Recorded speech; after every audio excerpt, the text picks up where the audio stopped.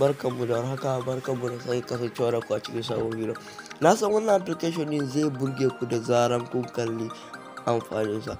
Wannan application ɗin ne amfaninsa shine ko kana da lambobin WhatsApp da yawa, so kuma kana son ka dinga using da WhatsApp da yawa, misali lambobinka guda 4 ne, so kuma kana son duka 4 kana WhatsApp da shi, kuma kana da GB kuma kana da normal WhatsApp.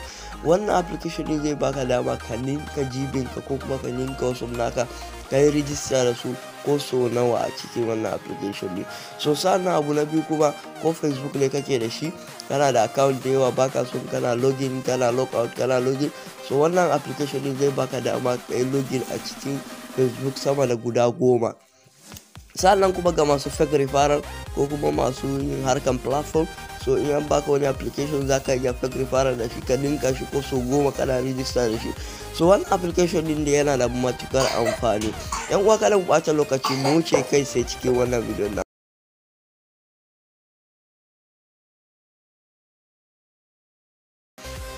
So yan uwa, abu na farko wanda za ku fara yi shine za ku nemi Play Store na wayanku. Za ku nemi Play Store, wato inda za mu je mu sauki application ne. Gashi nan. So da zaran Play Store ya bulu kamar haka, za mu je mu searching multiple account. Gashi nan, multiple account. Gashi nan, da zaran ka yi searching nasa, shi kadai ne ma zai kawo ma shi a sama kamar haka. Gashi nan mu anan ya nuna mana open, gashi nan installing. So already mun riga da mun yi installing na application ne, kai sai kai installing na wannan application ne. So gashi nan anan gun 4.5 star aka yi shi, ga nan mutum miliyan 10 ne suka sauke shi. Ga dai design na application ne, kun gani anan ko WhatsApp gashi nan guda 4, ga Facebook 4. To wannan iya abun da suka yi ne, za ka iya ko guda 20 ne ko guda 30 a cikin wannan application ne. So gashi nan sai mu zo mu danna open a nan waje. So da zaran ya bude ma kamar haka, ni already na riga da na adin na wasu abubuwa kamar da kuke gani, WhatsApp Mara wallet, gashi nan WhatsApp guda 2. So kai zai nuna ma iya abu biyu nan ne, get VIP, gashi nan scratch zone.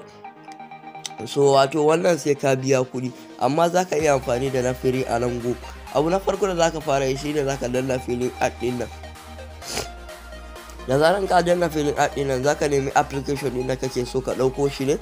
So gashi nan za ka nemi application din ne.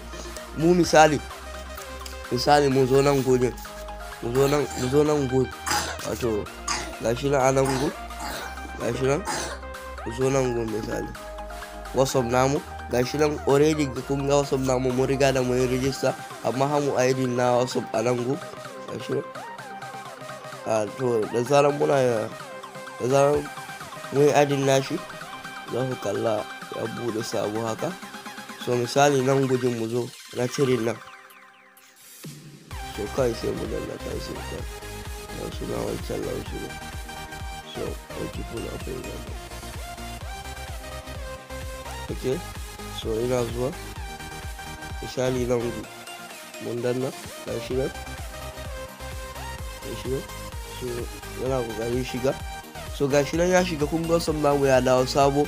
Gashi nan gujin za su ce mun yarda da agree nasu. So gashi nan mu sa phone number mun bude sabon WhatsApp. Kun ga wancan kuma already nawa akwai komai da komai na a ciki. So ga wannan kuma zan iya bude sabo da shi ko da wani phone number na. Wannan ne zaka iya bude WhatsApp da yawa ko kuma kai login na account naka na Facebook da yawa a ciki.